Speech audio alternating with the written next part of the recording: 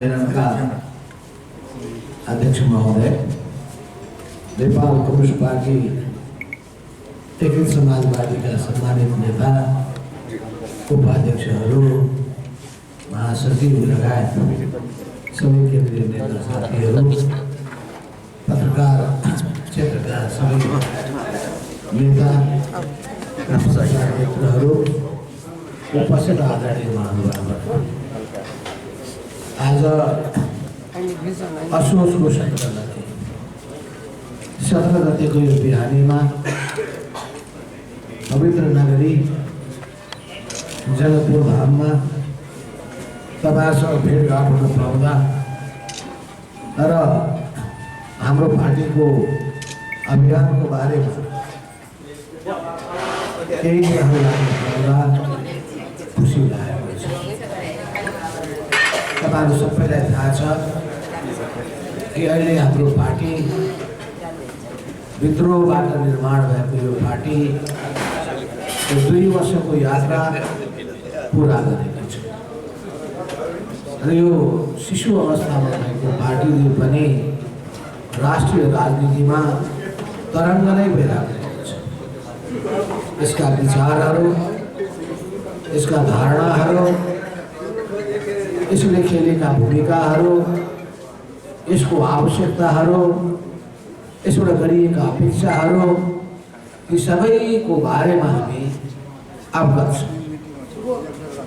जनताले निकै ठुलो आशा गरेर, ठुलो अपेक्षा गरेर हामीतिर हेरिरहेका छन्। यो समाजवादी जागरण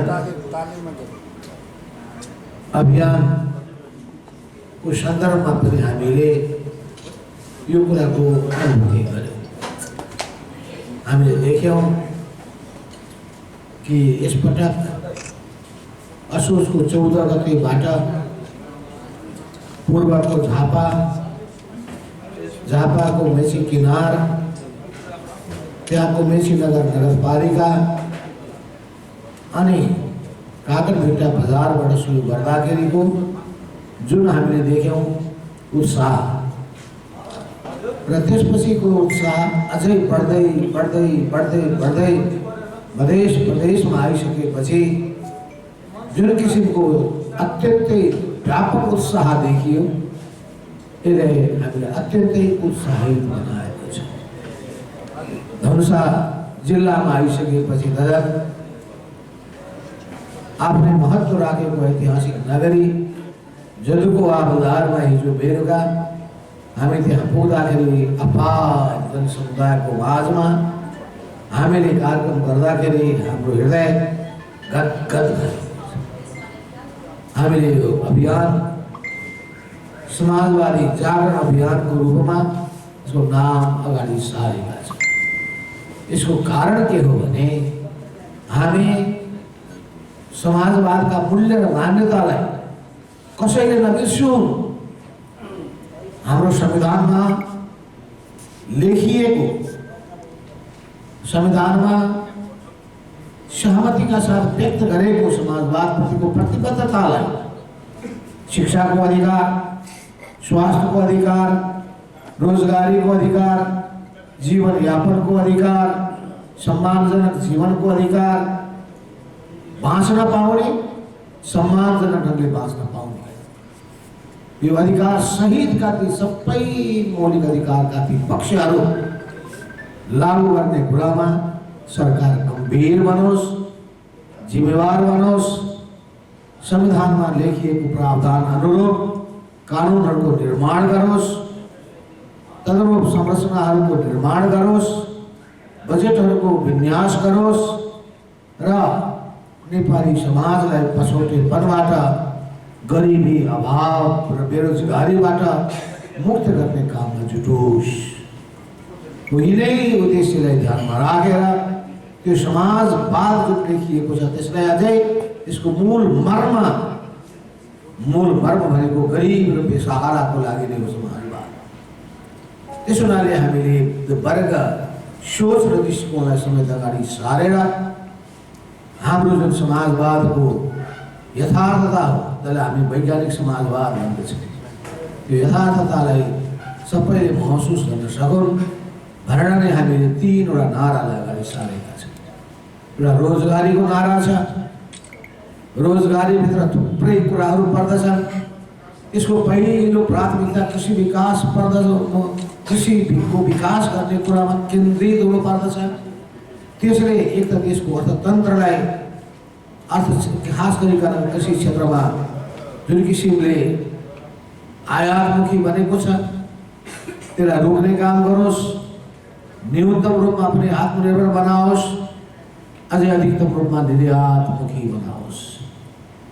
अनि उत्पादनमा वृद्धि भइसकेपछि जनताको जीवनयापनका समस्याहरू, रोजगारीको समस्यालाई पनि सम्बोधन गर्नेछ। हाम्रो देशमा धेरै कृषि क्षेत्रसँग सम्बन्धित वस्तुहरूको उत्पादन गर्न सकिन्छ र विडम्बना के छ भने ती वस्तुहरू हामी विदेशबाट आयात गर्नु परिरहेछ। त्यसो भएको हुनाले ती सबै कुरालाई ध्यानमा राखेर हामीले रोजगारी प्रवर्धन गर्ने कुराको सन्दर्भमा कृषिको विकासलाई र कृषिको विकास गर्ने सन्दर्भमा देशको अर्थतन्त्रलाई बलियो बनाउने कुरामा जनतालाई रोजगारी प्रदान गर्ने कुरामा त्यसले भूमिका खेलोस्। यसको कृषिको आधुनिकीकरणको कुरालाई, व्यवसायीकरणको कुरालाई, यान्त्रिकीकरणको कुरालाई, अन्यको साथसाथै यसको अध्ययन अनुसन्धान गर्दै राज्यले सबै किसिमको सेवा सुविधा उपलब्ध गराउने कुरामा हामीले जोड दिएका छौँ।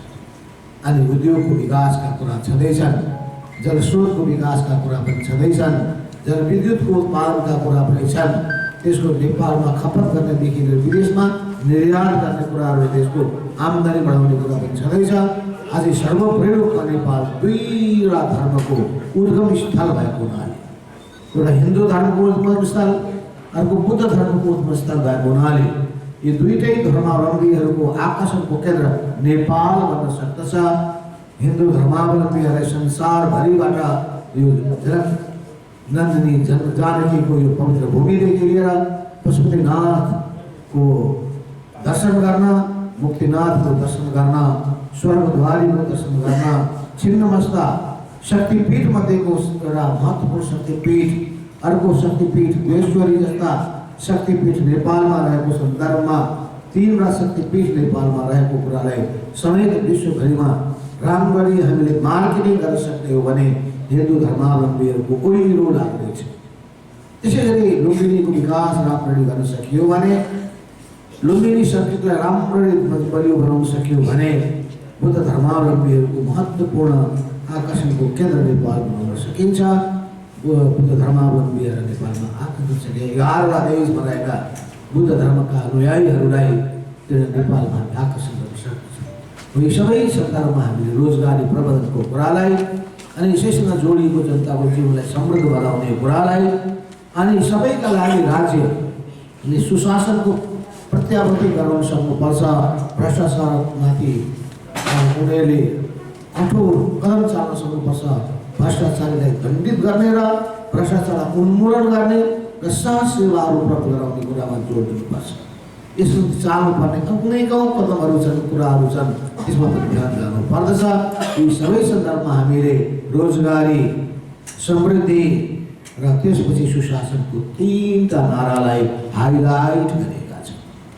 यस अन्तर्गत हामीले जनतामा यो विचार, यो धारणा राख्न गइरहेछौँ कि तपाईँको पीडा र वेदनालाई बुझ्ने पार्टी नेपाल कम्युनिस्ट पार्टी र समाजवादी हो। नेपाली जनताको समस्यालाई सम्बोधन गर्ने र समाधान गर्न सक्ने क्षमता र चाहना भएको पार्टी भनेको नेपाल कम्युनिस्ट पार्टी एकीकृत समाजवादी हो भन्ने कुरालाई हामी अगाडि सार्न चाहन्छौँ। यसै सन्दर्भमा यो पार्टी गठनको औचित्यलाई, हाम्रो विद्रोहको औचित्य जुन त्यही बेलामा पुष्टि भइसकेको छ। जब संसदको विघटन गरियो, संविधान मिच्ने काम भयो, त्यसलाई उल्टाइदिएर हामीले ठिक गरेका थियौँ भनेर पुष्टि गरेका छौँ। पार्टी निर्माणको आधारमा राजनीतिको कोर्स नै चेन्ज गरिदिएर हामीले देशको राजनीतिमा जुन हामीले भूमिका खेलेका छौँ, यो पार्टीको भूमिकालाई, यसको औचित्यलाई त्यसले नै पुष्टि गरेको छ। र यी सबै कुराहरूको सन्दर्भमा जनताको माझमा आएका छौँ। मेचीबाट सुरु गरेको यो यात्रा झापाबाट हुँदै मोरङ, मोरङबाट हुँदै सुनसरी, सुनसरीबाट हुँदै सप्तरी, सप्तरीबाट हुँदै सिराहा, सिराहाबाट हुँदै धनुषामा आइपुगेर अब धनुषाबाट हाम्रो यात्रा महोत्तरीमा हुनेछ अनि महोत्तरीबाट सर्लाही हुँदै रौतहटमा अनि त्यसपछि रौतहटमा विश्राम गर्दै त्यसपछि फेरि बारा जिल्लाबाट पर्सा जिल्ला र हुँदै हामी त्यसपछि बारा जिल्लाको सिमरामा बास बस्दै त्यहाँ फेरि अगाडि मकवानपुर हुँदै चितवनमा अन्तिम चितवनबाट फेरि पश्चिमतिर हुँदै सुदूरपश्चिमको हामी कञ्चनपुरमा पुग्नेछौँ। कञ्चनपुरबाट फेरि हामी कर्णाली प्रदेशको सुर्खेतमा गएर हाम्रो यो यात्रालाई विश्राम दिनेछौँ। 28 गते कार्यक्रम सम्पन्न गरेर हामी त्यसपछि नयाँ चरणको काममा जुट्नेछौँ। हो यसै सिलसिलामा तपाईँसँग भेट भएको छ। तपाईँहरूको जो खोज्न कुरा गर्न पाउँदा खुसी लागेको छ। तपाईँहरूको चिन्ता होला राष्ट्रिय राजनीतिका कतिपय कुराको सन्दर्भमा हामीको अहिले वास्तवमा म दुःख व्यक्त गर्न चाहन्छु। सुदूरपश्चिम प्रदेशमा त्यहाँको बझाङ के कहाँ हो भुइँचालो गयो बाजुरामा र अरू कतिपय धनजनको क्षति भएको छ। बझाङ केन्द्र भएर जुन किसिमले त्यहाँ भुइँचालो गएको छ त्यहाँ धनजनको क्षति भएको छ त्यसले हामीले दुखित बनाएको छ। मृतकहरूप्रति गहिरो दुःख व्यक्त गर्न चाहन्छौँ र परिवारजनप्रति गहिरो सम्वेदना व्यक्त गर्दै राज्यले उहाँहरूको निम्ति तदारुकताका साथ उहाँहरूको उद्धार गर्ने कुरामा र अरू सहयोग पुर्याउने कुरामा भूमिका खेलोस् भन्ने कुराको माग हामी गर्न चाहन्छौँ। यसै सिलसिलामा हामी चिन्ता पनि जाहेर गर्न चाहन्छौँ। देशका विभिन्न भागमा जातीय साम्प्रदायिक धार्मिक सद्भाव खलबलाइने किसिमका घटनाक्रमहरू घटिरहेको कुराले हामीलाई गम्भीर बनाएको छ। यसै सिलसिलामा नेपालगञ्जमा त्यस्ता केही फेरि घटनाहरू घट्न खोजेको स्थिति देखियो। त्यो बडो दुःखद छ। यस्तै कुराहरू सर्लाहीमा देखिएका थिए। त्योभन्दा पहिले धरानमा त्यो हामीले देखेका थियौँ। यी सबै कुराहरूको सन्दर्भमा धार्मिक सामाजिक सद्भाव खलबलिने यस्ता कुनै पनि कामहरूमा कोही पनि नलागुन्। नेपाल बहुजातीय बहुधार्मिक बहुसांस्कृतिक विशेषता भएको यो मुलुक भएको हुनाले सबै समुदायहरू परस्परमा प्रेम र भावनाका साथ सबैको उन्नति र प्रगति होस्, कसैले कसैको भावनामा चोट पुर्याउने काम नगरोस् भन्ने मान्यतालाई आत्मसात गरेर नेपालको जुन विशेषता हो विविधतामा एकता नेपालको विशेषता यो विशेषतालाई कायम गर्ने कुरामा र हामी सबै सबभन्दा पहिले नेपाली हौँ भन्ने भावना सम्प्रेषण गर्ने काम गरिकन नेपालको उहिलेदेखि सबै जातिहरू मिलेर बसोबास गर्दै आएका छन्। चाहे उनीहरू पहाडी हुन् या मधेसी हुन्, हिन्दू हुन् या मुसलमान हुन् या उनीहरू आदिवासी जनजाति हुन् या जुनसुकै समुदायका दलित हुन् या गैर दलित हुन्, थारू हुन्, सबै समुदायका जनताहरू मिलेर अगाडि बस्ने यो देश वास्तवमा पवित्र भूमिको रूपमा पुण्य भूमिको रूपमा कहलिएको यो देशलाई हामीले देशमा अन्यथा ढङ्गको चाहिँ सामाजिक सद्भाव खलबलिने काम कहीँबाट कसैबाट नहोस् भन्ने कुरामा विशेष जोड दिँदै सबै राजनीतिक दलहरू विशेष गरी सतर्क बनाउन्। अहिले वास्तवमा यो व्यवस्थालाई समाप्त पार्नका लागि कतिपय शक्तिहरू सर्वलाइरहेका छन्। उनीहरू फेरि देशलाई प्रतिगमनको दिशामा लान खोजिरहेका छन्। व्यवस्थालाई उल्टाएर फेरि एउटा वंशको शासन परिवारको शासन लाद्न खोजिरहेका छन्। जनताको छोरा छोरीहरू सिधै राष्ट्रको प्रमुख हुने अहिलेसम्मको परिपाटी जुन हामीले सङ्घर्ष गरेर ल्याएका छौँ। 6 सालमा स्थापना भएको कम्युनिस्ट पार्टीको धेरै उद्देश्यलाई पुरा गर्ने सिलसिलामा हामीले अगाडि बढ्दाखेरि यहाँका वामपन्थी शक्तिहरू लोकतान्त्रिक शक्तिहरू हाते मालो गर्दै हामीले यहाँ लोकतन्त्रको स्थापना गरेका छौँ र अगाडि बढ्ने जुन समर्थन गरेका छौँ यसलाई उल्टाउने जुन प्रतिगामी कोसिस भइरहेको छ होसियार भाडा हामी तिनीहरूलाई र जनतालाई पनि भन्न चाहन्छौँ कि यस्ता कुनै पनि प्रतिगामी कुराहरूको बारेमा सतर्क हुन्, आँखा नचिम्लिउन्, व्यवस्था नगरून्, केही पनि होइन नभनुन्। यो अत्यन्तै खतरनाक कदम हो। किनभने यस्तै जनताको असन्तुष्टिलाई प्रयोग गरेर अनि यस्तै समस्याहरूको बिचमा चाहिँ भूमिका खेलेर चालबाजी अपनाएर उनीहरू फाइदा उठाउन सक्दछन्। त्यसो हुनाले यस्ता प्रयत्नहरू कुनै पनि हातमा सफल हुँदैन। यसको निम्ति पत्रकार साथीहरूको पनि यसमा पुरा भूमिका रहोस् भन्ने कुरा राख्न चाहन्छु। हस्, धन्यवाद।